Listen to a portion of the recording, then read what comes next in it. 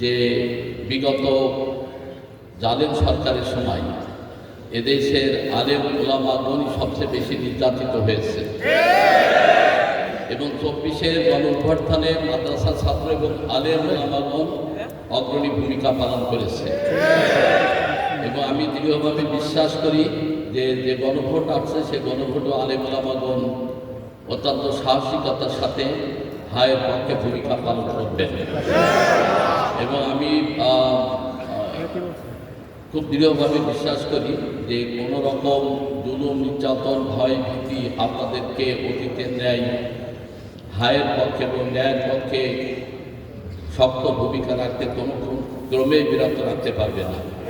এবং আপনারা যদি যথাযথভাবে ভূমিকা পালন করেন তাহলে এই জমিনে জালেমদের পুনরায় আগমনের সম্ভাবনা চিরতরের ঊর্ধ্ব হয়ে যাবে